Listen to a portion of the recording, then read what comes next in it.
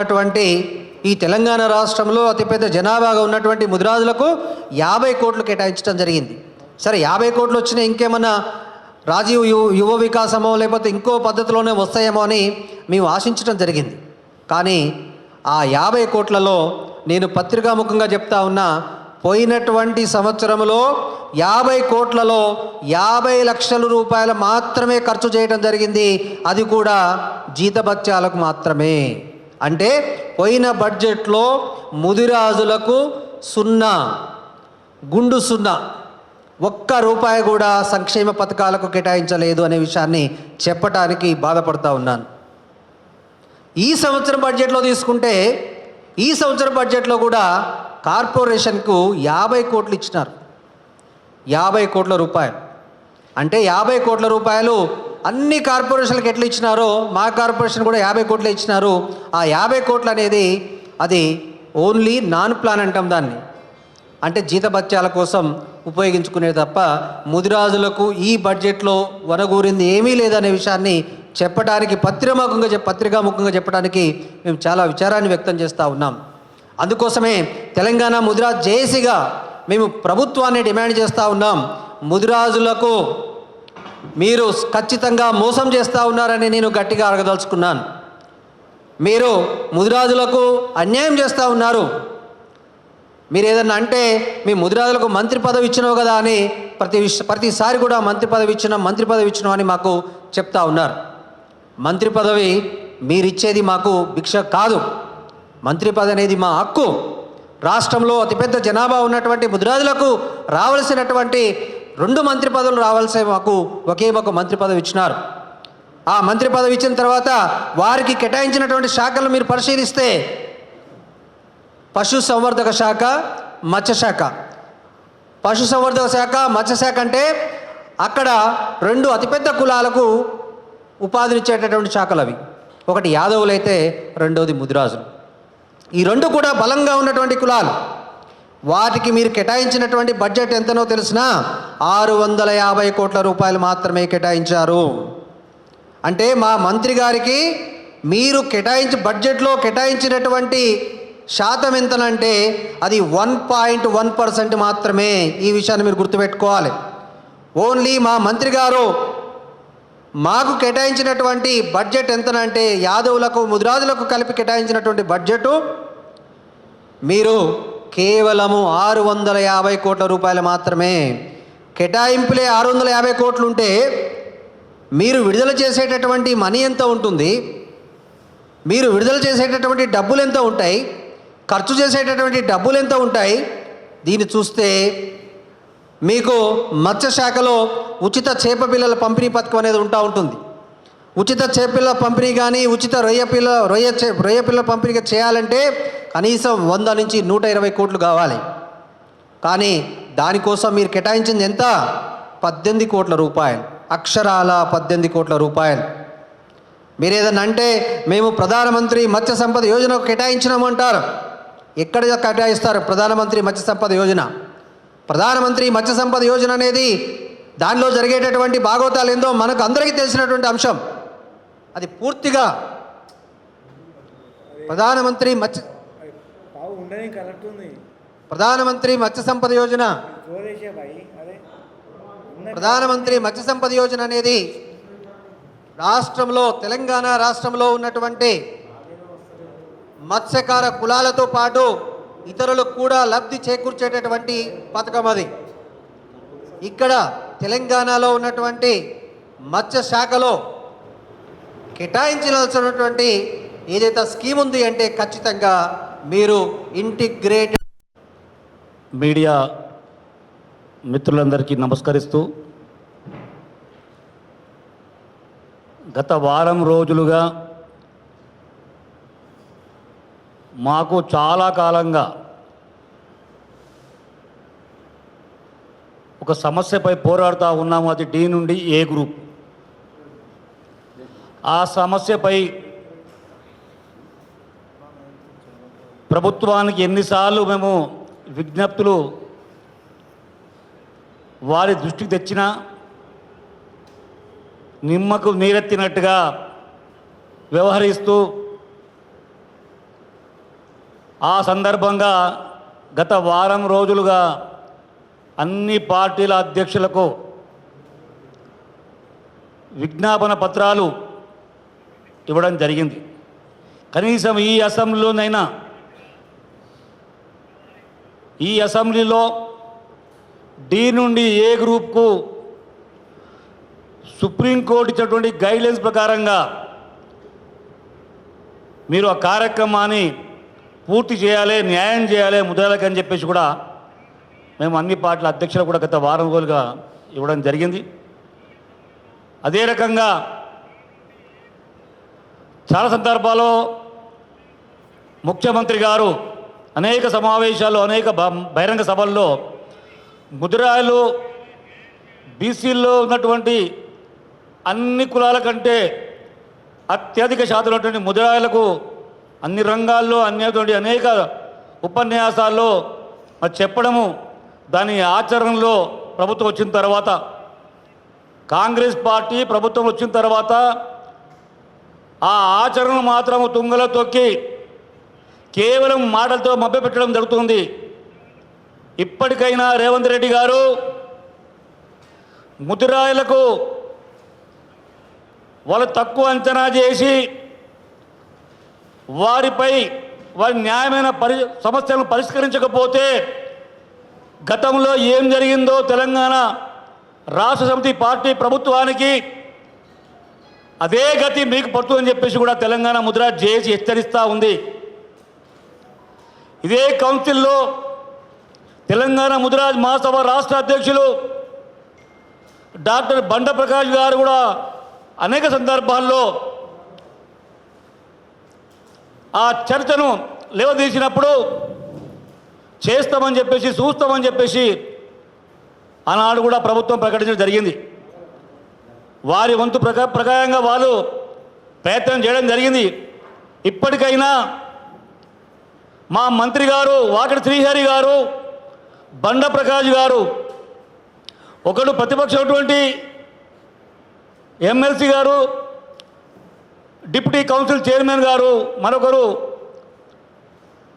అధికారం ఉన్నటువంటి పార్టీ మంత్రి గారు, ఈ ఇద్దరు కలిపి ప్రభుత్వంపై ఒత్తిడి తెచ్చి ఈ సమస్యను పరిష్కరిస్తారా లేదా, పరిష్కరించకపోతే మీరు రాజీనామా చేయాలని చెప్పి తెలంగాణ ముద్ర జేఏసీ వీళ్ళని డిమాండ్ చేస్తూ ఉంది. మీరు రాజీనామా చేసి అందరం కలిసి రోడ్లపైకి వద్దాం. మా రాష్ట్ర కన్వీనర్ గుండ్లపల్లి శ్రీనివాస్ గారు చెప్పినట్టుగా ప్రాంతాల వారీగా ఉద్యమాలు చేపట్టి టీఎంజేఏసీ ఈ ఉద్యమాన్ని ఇంకా మరింత బలోపేతం చేయడానికై మేము జిల్లాల వారీగా పర్యటన కూడా చేయడం జరుగుతూ ఉంది. ఆ తదుపరి టీఎంజేఏసీ ఈ డి నుండి ఏ గ్రూప్కు సాధించే వరకు విశ్రమించబోదు. ఒకవేళ ప్రభుత్వం డి నుండి ఏ గ్రూప్కు వాళ్ళు ఇవ్వడానికి ఏమైనా ఇబ్బందులు ఉంటే వేరే రకంగా ముదిరాలకు న్యాయం చేయాలి. కానీ దీని సంవత్సరం ఇంకా జటిలం కాకుండా మీరు ప్రయత్నం చేయాలని చెప్పేసి కూడా తెలంగాణ ముద్రా జేఏసీ కోరుతా ఉంది. మా నాయకులు ఇద్దరు ప్రభుత్వంపై ఒత్తిడి తెచ్చి సాధించారని చెప్పేసి కూడా మరొక్కసారి టీఎంజేఏసీ మా మంత్రి గారు వాకిటి శ్రీహరి గారిని, మా డిప్యూటీ చైర్మన్ బండ ప్రకాష్ గారిని మరొక్కసారి మేము కోరుతా ఉన్నాము. దయచేసి మీడియా మిత్రులు ఈ సమాచారాన్ని, ఇక్కడటువంటి పత్రికా సమావేశాన్ని, మేము చెప్పిన కొన్ని విషయాలను దయచేసి మీ ఛానళ్ళలో, మీ పత్రికలలో పెద్ద ఎత్తున ప్రచారం చేయాలని చెప్పేసి మేము ఆశిస్తూ ఉన్నాము. ఎందుకంటే జట్లమైన సమస్య, చాలా సందర్భాల్లో కూడా మేము పోరాటం చేయడం జరిగింది. తర్వాత ఈ అసెంబ్లీలో చర్చించి సమస్యను పరిష్కారం చేయనట్లయితే రేపు రాబోయే అసెంబ్లీ వరకు మేము ఒక ఉద్యమ రూపంగా ఈ యొక్క జేఏసీ ఉద్భవిస్తుందని చెప్పేసి ప్రభుత్వ ఒత్తిడి తేవడానికి అనేక కార్యక్రమాలు తీసుకుంటామని చెప్పేసి కూడా ప్రభుత్వాన్ని మరొక్కసారి హెచ్చరిస్తూ ఉన్నది. ముదిరాజ్ బంధువులందరికీ కూడా, తెలంగాణ వ్యాప్తంగా ఉండే ముదిరాజ్ బంధువులందరికీ కూడా ఈ ఉద్యమంలో మనము డి నుండి ఏ గ్రూపు సాధించడానికై ఉద్యమించాలని చెప్పేసి కూడా టీఎంజేఏసీ పిలుపునిస్తూ ఉంది. జై ముదిరాజ్, జై జై ముదిరాజ్. థ్యాంక్ యూ అన్న. జై ముదిరాజ్, జై జై ముదిరాజ్. ఇది మాకున్న సమస్య ఎన్నో సంవత్సరాల నుంచి అట్లనే ఉంది. ఎన్ని ప్రభుత్వాలు వస్తున్నాయి పోతున్నాయి కానీ మా సమస్య తీరట్లేదు.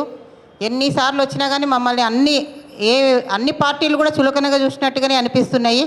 ఇప్పుడు అన్న చెప్పినట్టు అన్ని పార్టీలకి వెళ్ళి మేము లెటర్స్ ఇచ్చినాము, అసెంబ్లీలో కూడా చర్చించమని చెప్పినాము. వాళ్ళు నిజంగానే చర్చించి డి నుంచి ఏ గ్రూప్కి ఇస్తే మా పిల్లలు కానీ మా కుటుంబాలు కానీ బాగుపడతాయి, అన్ని ఉద్యోగాలు కానీ చదువులు కానీ మా సీట్లు మాకు వస్తాయని మేము చాలా ఆశిస్తున్నాము. ఖచ్చితంగా అసెంబ్లీలో ఇది రేతెక్కించి ఈ సమస్య మాకు తీరేటట్టు చేస్తే బాగానే ఉంటుంది. లేకుంటే మాత్రం ఖచ్చితంగా అందరము గ్రామాలలోకి ఇన్ఫర్మేషన్ ఇచ్చి ఇక్కడ హైదరాబాద్లో కూడా ప్రతి బస్తీలో ఉన్న మా సంఖ్య ఏందో, మేమేందో, మా బలమేందో ఖచ్చితంగా ప్రభుత్వాలకు చూపిస్తాము. ప్రభుత్వం కిందికి వచ్చి మా సమస్య తీర్చేట్టుగా చేసుకుంటాం. ఎందుకంటే మేము వాళ్ళ దగ్గరికి పోతే వాళ్ళు మా మాట వినట్లేరు కనుక వాళ్ళే మా కాళ్ళకు దగ్గరికి వచ్చి మా సమస్య తీర్చేట్టుగా మేము చేసుకోవాలని మహిళలు కూడా చాలా ఎంతమంది ఉన్నారో అంతమందిని కదిలిచ్చే ప్రయత్నం చేస్తాం. మేము మహిళా విభాగం నుంచి కూడా ఖచ్చితంగా రోడ్ల మీదకి వస్తాము.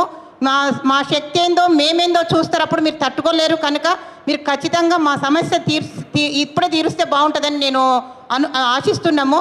కనుక జేఏసీ నుంచి పిలుపునిచ్చారు కనుక అన్ని సంఘాలు మావి ఉన్న చిన్న చిన్న ఏ సంఘాలు ఉన్నాయో వాళ్ళు కూడా ఒకటే తాటి మీదకి వస్తే మనం అనేది ఏందో ప్రభుత్వాలకు ఖచ్చితంగా తీరుతుంది, మనం అనుకున్నది సాధిస్తాము, ఖచ్చితంగా అవుతుందని మేము కూడా ఆశిస్తున్నాము. జై ముదిరాజ్, జై జై ముదిరాజ్. థ్యాంక్ యూ అక్క. రాజ్, నేను ముదిరాజ్ జేఏసీ మత్స్యకార సంఘం రాష్ట్ర కన్వీనర్గా పనిచేస్తూ ఉన్నాను మరియు టీఆర్ఎంఎస్ స్టేట్ ప్రెసిడెంట్గా పనిచేస్తూ ఉన్నాను. ఈరోజు సోమాజిగూడ ప్రెస్ క్లబ్ వేదికగా తెలంగాణలోని లక్షలాది మంది ముదిరాజ్ మత్స్యకార కుటుంబాల గొంతుకుల తరపు నేను మాట్లాడుతూ ఉన్నాను.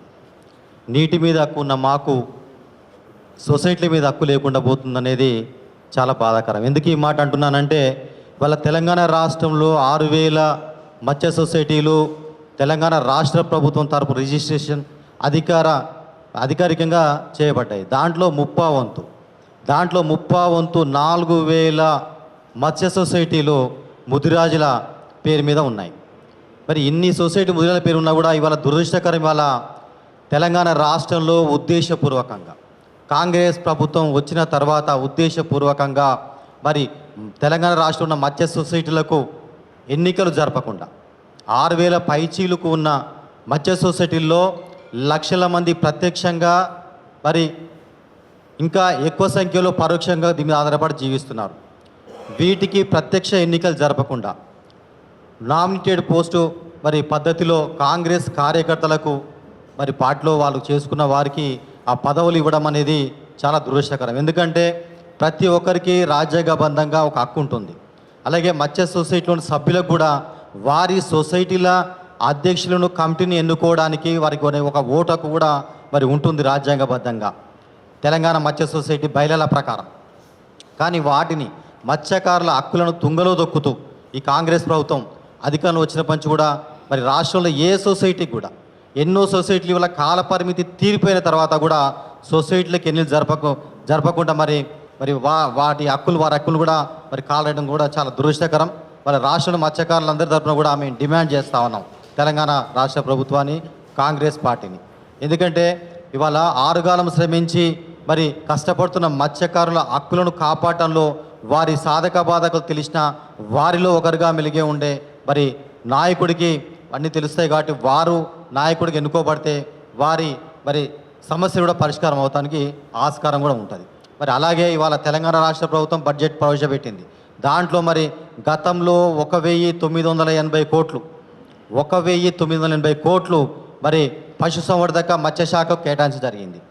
ఈ సంవత్సరం 50 కోట్లు తక్కువ చేస్తూ మరి బడ్జెట్లో పెట్టినారు. అది కూడా మరి సింహభాగం మరి పశుసంవర్ధక శాఖకే దాంట్లో వెళ్తాయని చెప్పనేది కూడా అందరికీ తెలిసిన విషయమే.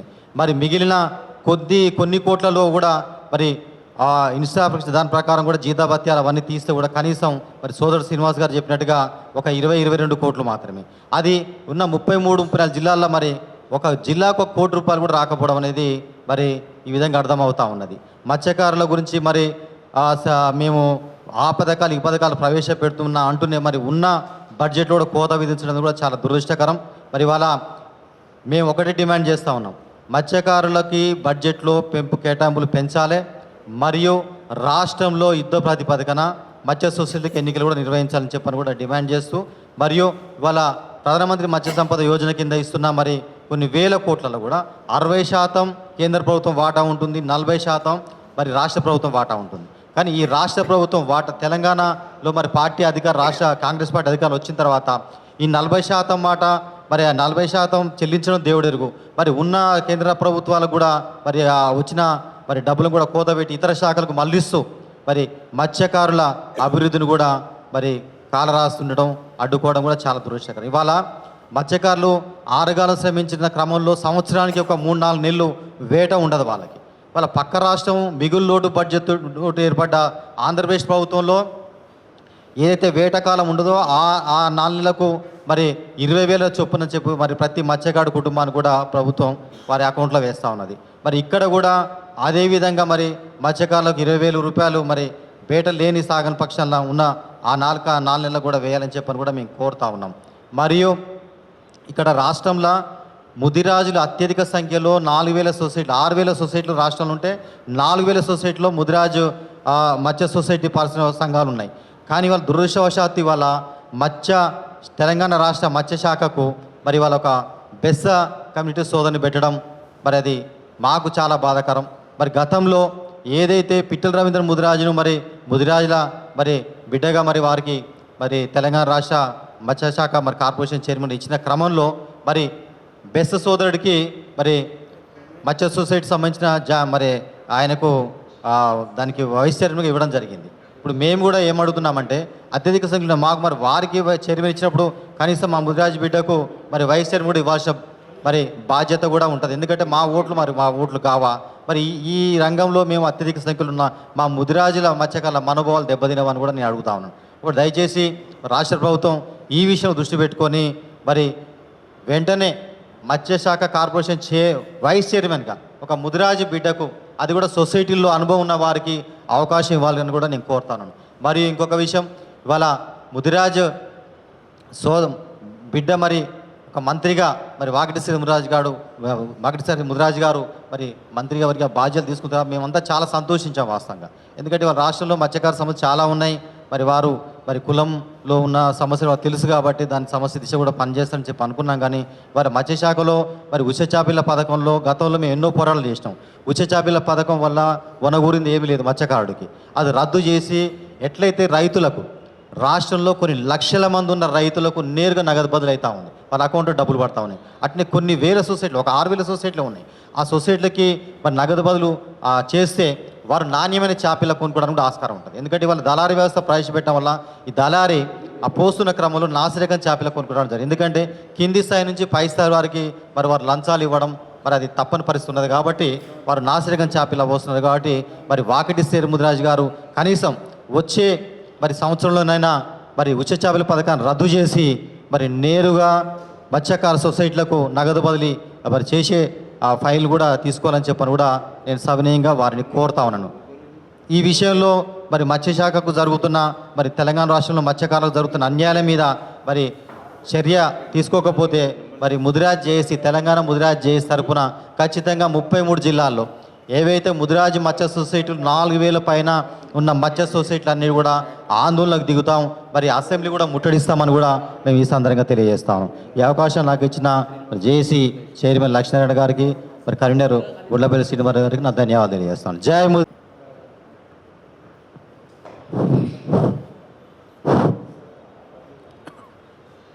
నేటి సమావేశానికి వచ్చినటువంటి జర్నలిస్టులకు, మీడియా మిత్రులకు, మరి నా తోటి జేఏసీ రాష్ట్ర కార్యవర్గానికి అందరికీ హృదయపూర్వక నమస్కారాలు. అయితే మరి ముఖ్య ఉద్దేశం ఈరోజు ఈ యొక్క ప్రెస్ మీట్ పెట్టడం ఏంటిదంటే, మన ఇంతకుముందే మన రాష్ట్ర అధ్యక్షులు, రాష్ట్ర కన్వీనర్ గారు, సోదర మిత్రులు అందరూ కూడా చెప్పడం జరిగింది. మరి చివరికి న్యాయంతో కొంచెం ఉన్నది కాబట్టి చెప్పాలనుకుంటున్నా. మరి ఏంటంటే అన్నట్టు సదా మామూలు అన్నట్టు అందరికీ తెలుసు, ముదిరాజులు మన రాష్ట్రంలో అందరికంటే అత్యధిక శాతం ఉన్నవాళ్ళు అని చెప్పి అన్ని రాజకీయ పార్టీలే తెలుసు. వాళ్ళకి ఒక అలవాటు అయిపోయింది, అనవాయితీ అయిపోయింది. వీళ్ళందరూ ఎక్కువ ఉన్నారు, ఇంట్లో మేధాలు కూడా ఎక్కువ ఉన్నారు, వీళ్ళ సంఘాలు కూడా ఎక్కువ ఉన్నాయి కాబట్టి వీళ్ళు ఎలా కంట్రోల్ చేసుకోవచ్చు అని ఏ పార్టీ అయినా అధికారంలోకి వచ్చే వరకు ఏదో అన్ని పొంకులు పొంకి ఇక సైన్యం ఉండదు కదా, ఇచ్చినాం కదా అని చెప్పి ఏదో ఒక పోస్టు ఏ అధికారం పార్టీ వచ్చినా, టీఆర్ఎస్ పార్టీ వచ్చినప్పుడు మన బండ ప్రకాష్ అన్న కానీ, టీడీపీ గవర్నమెంట్ ఉన్నప్పుడు కాసార్ జ్ఞానేశ్వర్ అన్న కానీ, తర్వాత ఇప్పుడు బీజేపీ రాలేదు కానీ ఈటల రాజేందర్ కూడా అనుకుంటా నేను ఇక ఏదైనా పెద్ద కమిటీ అని చెప్పి ఎవరో ఒకరికి అయిపోతుంది. మరి మీళ్ళందరూ చాలామంది పెద్ద మనుషులు ఉన్నారు, ఇక నెతగాలకు ఆ సంఘాలు బాగున్నాయి కాబట్టి వీళ్ళు ఏం చేయలేరు, మనం ఏదైనా ఒకటి చేసి ఇస్తే అయిపోతుంది, ఇక మనం పని మనం చేసుకోవచ్చు. ఆ పెద్ద కులాన్ని అట్లనే అంగదొక్కాలి, వాళ్ళకి లేస్తే మరి మిగిలిన కులం అనే కమిటీ అనేది ఇక మరి తట్టుకోలేము కాబట్టి ఇక మా అభిప్రాయం సరిపోతుందని ఒక అలవాటు అయిపోయింది అన్ని రాజకీయ పార్టీలకు. మరి అదేవిధంగా మరి ఇప్పుడు ఏ పార్టీ అయినా, అప్పుడు టీడీపీ పార్టీ అయినా గద్దె దించింది కూడా ముదిరాజ్ కమ్యూనిటీ. అదే కాంగ్రెస్ పార్టీని కూడా గద్దె దించిన ముదిరాజ్ కమ్యూనిటీ పార్టీ. తర్వాత టీఆర్ఎస్ని తెచ్చింది కూడా మరి దించింది కూడా మన ముదిరాజ్ కమ్యూనిటీ పార్టీ. ఇవన్నీ కూడా మీకు బాగా ఒకసారి జ్ఞాపకం చేసుకోవాలి. మరి ఇప్పుడు మళ్ళీ కనీసం అంటే మొన్న ఎలక్షన్ కంటే మొదలు కామరేడ్ డిక్లరేషన్లో కూడా మన ముఖ్యమంత్రి గారు మీ ముదిరాజు డీ నుండి 100% నాకు కృషి చేస్తా, ఖచ్చితంగా చేస్తా అని డిక్లరేషన్ పెట్టడం జరిగింది. మరి అందరికీ తెలుసు, మంచి వాగ్దానం చేయడం జరిగింది. మరి అయినప్పుడు 2 సంవత్సరాలు అయిపోతున్నది. మరి మన ఏదో కొంతమన్నట్టు టీఆర్ఎస్ గవర్నమెంట్ ఉన్నప్పుడు కోకపేట్ల 5 ఎకరాల భూమి అడగడం, బండపక్షం అడగడము, ఆయన ₹1 కోటి ఆయన మన రాజ్యసభ నుంచి పెట్టడం సాధించుండు, సంతోషం. కానీ ఒక భూమిలో భవనాలు ఇస్తే సరిపోదు కదా, ఇక వాళ్ళు ఇచ్చారు కదా అని చెప్పి ఏదో ఒకటి ఇచ్చిన మెజార్టీ ఉండాలని కాంగ్రెస్ వాళ్ళు ఏదో మనం ముదిరాజుగా పెద్ద కార్పొరేషన్ ఏర్పాటు చేసినాం, ఇక మీ పెద్దగా పేద ఉదారకం చేస్తాం, మంచిగా చేస్తామని చెప్పి పెద్ద చెప్తే మరి అందరం ఆశపడ్డాం, ముదిరాజులం అందరం, మరి కార్పొరేషన్ ఏర్పడ్డది, ఇక మనం అందరి బతుకులన్నీ చాలా బ్రహ్మాండంగా అయిపోతాయని. పేరుగా ఇచ్చినట్టు ఇచ్చి మళ్ళీ ఇక్కడ ₹1 ఇక్కడ ఇచ్చింది లేదు, ఏ ఉదారకం చేసింది కూడా లేదు, 2 సంవత్సరాలు అయిపోతున్నది. మరి ఈ విధంగా జరుగుతున్నప్పుడు మరి మొత్తానికి మీదే అసలు మైనస్ ఎక్కడ ఉన్నదంటే ఈ సంఘాలు ఎక్కువ కావడం వల్లనే ఈ మైనస్ పాయింట్ అనేది ఏర్పడుతున్నది. ఇది ఒక అలవాటు అయిపోయింది రాజకీయ నాయకులకు, ఏదో చెప్తుంటే వాక్యం తెలియదని చెప్పి అది అనుకోవాలి, ఆ విషయం మర్చిపోవాలి. ఎందుకంటే సాధ్యమైనంత వరకు ఇప్పుడు మేము మొత్తం మీద ఈ ముదిరాజు ఏత్మార వంశం మనది, ఆ తర్వాత కొరికృష్ణస్వామి వారసులం మేము. మరి మన మేధాలు ఎక్కువ ఉండడం వల్ల సంఘాలు ఎక్కువ ఏర్పడ్డాయి. కానీ ఏర్పడ్డా కూడా అన్ని సంఘాలకు విజ్ఞప్తి చేస్తున్న జేఏసీ అందరినీ కలుపుకొని ఖచ్చితంగా యుద్ధం మొదలుపెట్టి ఇక మన ఓపిక అనేది నశించిపోతుంది కాబట్టి 100% ఉద్యోగ ప్రకటన చేస్తాం. పల్లె నుంచి ఢిల్లీ వరకు అయినా సరే పోరాడి ఖచ్చితంగా మాకు ఈసారి న్యాయం జరగకపోతే కనీసం అంటే ఇప్పుడు వారం 10 రోజుల నుంచి ఈ యొక్క అసెంబ్లీ స్టేషన్లో పెట్టమంటని చెప్పి అన్ని పార్టీ అధ్యక్షులకు కూడా మెమోరాండం వేయడము, పిటిషన్ చేయడం జరిగింది. మరి అదేవిధంగా కానీ ఇచ్చినా కూడా మరి ఇంకేం సంగతి అని చెప్పి ఈరోజు భయంగానన్నా చెప్పుదామంటని చెప్పి ఈ యొక్క ప్రెస్ మీట్ ఏర్పడడం జరిగింది. అదేవిధంగా మరి ముఖ్యంగా మా వాకిడి శ్రీరాన్న గారు ఒక మాట అన్నారు, నీకు జాతి ముఖ్యమా లేకపోతే నీ మంత్రి పదవి ముఖ్యమా అంటే, సందర్భం వస్తే నా జాతికి అన్యాయం జరిగితే మంత్రి పదవి కూడా నేను రాజీనామా ఇస్తానని చెప్పింది. ఈ మాట అందరు ప్రతి ఒక్క ముదిరాజు మైండ్లో మిగిలి అందరం ఆశపడుతున్నాం. బండ ప్రకాష్ అన్న గారు కూడా ఆయన అయిన శక్తి మేర కృషి చేసి కోకపేట జాగా 5 ఎకరాలు సంపాదించిండు, సాధించిండు, సంతోషం. కానీ మరి ఆయన పోరాటం కూడా సాధ్యమైనంత వరకు పోరాడిండు. ఎందుకంటే ఇది కోర్టులో కూడా లేదు, బీసీ డివిజన్ లేదు, కోర్టు కూడా తీర్పిచ్చింది. ఆ రోజే మీ బీసీ కమిషన్ వేసుకొని మీరు మీ స్థితిగతులను లెక్కలు వేసుకొని ఖచ్చితంగా మీరు చేసుకోవచ్చు, మీరు అర్హులు ఉన్నారు, బీసీ కమిషన్ చేసుకోవాలని చెప్పారు. కాబట్టి ఈ విధంగా చెప్పానని చెప్పి బడపైన మస్తు కొట్లాడడం కూడా జరిగింది. కానీ మన ముఖ్యమంత్రి అయితే నేను ఇంకా మంచి వకీల్లో పెట్టి కొట్లాడతా అని ఈయన చెప్తున్నాడు. ఏ వకీలు అవసరం లేదు, ఖాళీ బీసీ కమిషన్ చేసి ఉన్న వాస్తవం కూడా వెనుకబడి ఉన్నాము, మా జాతి వెనుకబడి ఉంది, అన్ని ఎరుకున్నాయి, ప్రపంచానికి ఎరుకున్నది, మేము మాకు గతి ఏమున్నదో రాజుల ముంగట పేరు ఉంది. కాబట్టి దయచేసి మీరు తొందరగానే మరి అసెంబ్లీ కూడా పెట్టి 100% మీరు మాట ఇచ్చి తప్పకూడదు అని చెప్పి అనుకుంటే ఖచ్చితంగా ఆ బీజేపీ నుంచి ఏలకు మారవాలి. ఇంకేమైనా సంబంధించి ఉంటే కూడా దానికి సంబంధించిన దాంట్లో చేసి మాకు ముద్రాకి న్యాయం జరగాలి. వీళ్ళు ఓపిక పడతారు, మర చెప్పి తింటారు, మర ఎలక్షన్ అయితే మర చెప్పి తింటారు. ఐక్యత అనుకోకుండా అన్ని సంఘాలను ఐక్యత చేయడానికి ఏర్పాటు చేసి కాబట్టి అందరినీ చేసుకొని ఖచ్చితంగా మీరుగిన మా ముదిరాజులకు డీ నుంచి ఏలికి మారడానికి కానీ ఇంకేదైనా తప్పించుకోవాలని ఏది బొంకుతే వినడానికి వాళ్ళు సిద్ధంగా లేరు. ఈ జేఏసీ మొత్తం అక్కడ ముదిరాజు బంధువులందరికీ అన్ని సంఘాలను ఏకం చేసి ఖచ్చితంగా చైతన్యపరిచి మరి సాధించుకుంటాం.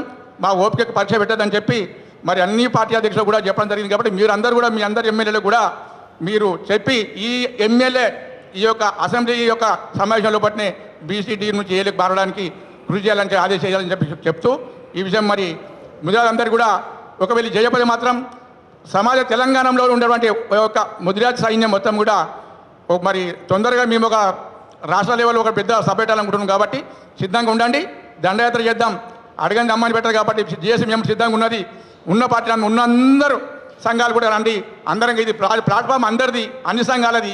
నువ్వు నీ అనుకుంటా పోతే వాళ్ళకు వలస అయిపోతుంది. కాబట్టి అందరూ కూడా జేఏసీ ఆధ్వర్యంలో రావాలని చెప్పి అందరికీ పిలుపునిస్తూ మరి మొత్తం మీద ఇక మన ఓర్పు అనేది తగ్గుతుంది. కాబట్టి దీని యొక్క మా యొక్క సహనాన్ని పరిచేద్దని చెప్పి ఈ యొక్క గవర్నమెంట్కు హెచ్చరిక చేస్తూ మరి మరొక మన యొక్క నాకు అవకాశం ఇచ్చిన ప్రజలందరికీ ధన్యవాదాలు. ముదిరాజ్ జై పెద్దమ్మ తల్లి. ఇక్కడ వేదిక మీద ఉన్న అన్నలందరికీ, ఆ ముదిరాజ్ అన్నలందరికీ నమస్కారాలు. మీడియా అన్నలకి నా యొక్క నమస్కారాలు. మా ముదిరాజ్ సంఘాలలో ఊర్లలో ఉన్న ముదిరాజ్ సంఘాలు కావచ్చు, గ్రేటర్ హైదరాబాద్లో ఉన్న ముదిరాజ్ సంఘాలు కావచ్చు, ఎవరు పోరాటం చేసినా ముదిరాజ్ సంఘం అనేది వెనుకబడి ఉంటుంది. కాబట్టి కులానికే పెద్దవాళ్ళం, కానీ ప్రతి ఒక్కరూ దాంట్లో ఎదిగిన వాళ్ళు చాలా తక్కువ ఉన్నారు. ఎదిగిన వాళ్ళు ఉన్న వాళ్ళ దాంట్లో చాలా సంఖ్య తక్కువ ఉంది. మామూలుగా వెనుకబడి ఉన్న వాళ్ళే ఎక్కువ ఉన్నారు. మాకు ఊర్లలో ఏమో జరుగుతుంది మా ముదిరాజ్ సంఘాలకని చాలామంది మనస్తాపంతో గురయ్యేటోళ్ళు చాలామంది ఉన్నారు. దయచేసి ముదిరాజ్ సంఘాలకి వాళ్ళ పిల్లల భవిష్యత్తుని ఆలోచించి మేము పోరాటం చేసేది ఏదైనా సరే బీసీడీ నుంచి ఏలోకి కలపాలన్న మా నినాదం అయితే ఏదైతే ఉందో దాన్ని మాకు వెంటనే అమలుపరచాలని, ఏ గవర్నమెంట్ అయినా సరే మా ముదిరాజ్ సంఘాలలో సంఖ్య ఎక్కువ ఉంది. కాబట్టి మా సంఖ్యను మమ్మల్ని గుర్తించి మాకు ఎట్లాంటి రంగంలోనైనా పొలిటికల్గా కానీ మాకు వచ్చే నిధులలో కానీ మాకు వచ్చే భవిష్యత్తు పిల్లల తరాలకి ఎట్లాంటి భవిష్యత్తు ఎంచుకుంటారో పిల్లలకి అట్లాంటి భవిష్యత్తు ఇవ్వాలని మా ముదిరాజ్ సంఘాలకి మీడియా రూపంగా మేము కోరుకుంటున్నాము. మా ముదిరాజ్ సంఘాలకు మా పోరాటం చేసే అన్నలందరికీ, అక్కలందరికీ ఎవరైనా జేఏసీ అంటే ఏకతాటి మీదకి వచ్చి ప్రతి సంఘం అనేది ఒకటే మేము రోడ్డు మీదకైనా వచ్చి మేము ప్రతి మనిషి కోసం కొట్లాడడానికి మేము అందరం కంకణం కట్టుకున్నాము. మా అన్నలు అందరూ ముందుకు వచ్చి చాలా కష్టపడి ఎన్నో రోజుల నుంచి దీన్ని ముందుకు నడిపించాలని చాలా విధానాలుగా పని నష్టం చేసుకొని, కానీ వాళ్ళ ఇంటిని పట్టించుకోకుండా కూడా సంఘం కోసం పోరాటం చేస్తున్నారు అన్నవాళ్ళు, అక్క వాళ్ళందరూ కూడా ఎంతోమంది, అన్ని సంఘాలు. దీంట్లో జేఏసీ అని మా అన్నవాళ్ళు పాటించే దాంట్లో మాకు కూడా ఈ నినాదాలు వినేసరికి ఊర్లలో ఉన్న జనాలు కావచ్చు, గ్రేటర్ హైదరాబాద్లో ఉన్న జనాలు, మా ముదిరాజ్ జనాలు కావచ్చు, దీన్ని మైండ్లో దృష్టిలో పెట్టుకొని మా కోసం పోరాడుతున్నారు వీళ్ళందరూ. మేము కూడా ముందుకొచ్చి వాళ్ళందరి కోసము, మా పిల్లల భవిష్యత్తు కోసం ముందుకొచ్చి మేము ఇవన్నీ పాటించుకుంటామని చెప్పేసి మాతో కంకణం కట్టుకొని వాళ్ళు కూడా ముందుకు రావాలని నేను కోరుకుంటున్నాను. మా ముదిరాజ్ సంఘానికి ఏదైతే నిధులు వస్తున్నాయో ఖచ్చితంగా అంత నిధికి ఇంకా పైగానే మాకు కేటాయించి మా ముదిరాజ్ సంఘాలను ముందుకు తీసుకురావాలని, మమ్మల్ని కూడా ఒక ఏలో కలపాలని మా ఉద్దేశము. మా ఎజెండాకు ఒక్కసారి మాకు అందరికీ సహకరించి మా ముదిరాజ్ సంఘంలో ఏలో కలిపి మమ్మల్ని పై స్థాయిలో తీసుకురావాలని మా యొక్క కోరిక. ఈ అవకాశం ఇచ్చిన అన్నలందరికీ నా యొక్క ధన్యవాదాలు. అన్నగారు థ్యాంక్ యూ అమ్మా. చివరిగా